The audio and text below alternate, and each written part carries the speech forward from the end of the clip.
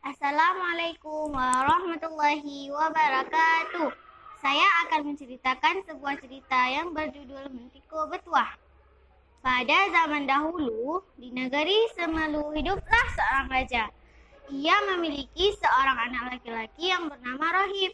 Namun mereka terlalu memanjakannya, sehingga Rohib tumbuh menjadi anak yang manja.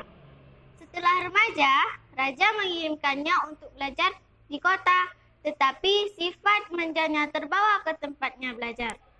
Suatu hari, Rohib pun pulang sebelum masa belajarnya berakhir. Tentu saja ayahnya sangat marah. "Hai Rohib, mana hasil belajar kamu di sana? Sungguh anak tidak tahu diuntung. Pengawal gantung anak ini sampai mati," perintah sang raja. "Jangan Kanda, bagaimana kalau kita suruh ia keluar dari istana? Tetapi dengan memberinya uang sebagai modal untuk berdagang di sana," usul sang permaisuri. Baiklah Dinda," jawab sang raja. "Bagaimana pendapatmu anakku?" tanya permaisuri kepada Rohib. "Baiklah, terima kasih Bunda," jawab Rohib.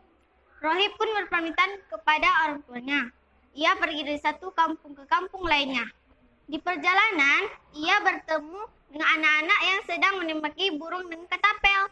"Wahai saudaraku, jangan kalian mengenai burung itu," tegur si Rohib. "Hei, kamu siapa? Berani-beraninya melarang kami," hadis seorang anak. "Jika kalian berhenti menembaki burung itu, aku akan kasih kalian uang," tawar Rohib. Tawaran Rohib pun diterima oleh anak-anak. Ia melanjutkan perjalanannya. Tanpa disadari, uang yang dikasih untuk modalnya berdagang pun sudah habis. Lantas ia beristirahat di bawah pohon yang besar. Tiba-tiba ada seekor ular besar mendekatinya. "Jangan takut anak muda, aku adalah raja ular di hutan ini," kata ular itu. "Kamu siapa? Mengapa kamu bersedih?" tanya ular itu kepada Rohib. "Namaku Rohib," jawab Rohib. Lalu ia menceritakan semua pengalamannya. Kamu emang anak yang baik, kamu pantas mendapatkan hadiah dariku." "Apa?" tambah ular itu sambil mengeluarkan sesuatu dari mulutnya. "Apa itu? Benda apa itu?" tanya si Rohib kepada ular itu. "Ini namanya Mentiko Betuah. Apapun yang kamu minta, pasti akan dikabulkan." "Terima kasih ya," jawab Rohib.